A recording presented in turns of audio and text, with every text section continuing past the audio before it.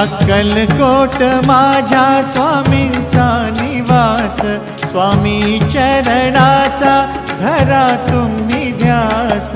अक्कलकोट माझ्या स्वामींचा निवास, स्वामी चरणांचा धरा तुम्ही ध्यास। जारे जारे सारे स्वामी दर्शनाला, स्वामी पूजनाच्या सोहळ्याला, स्वामी पूजनाच्या सोहळ्याला।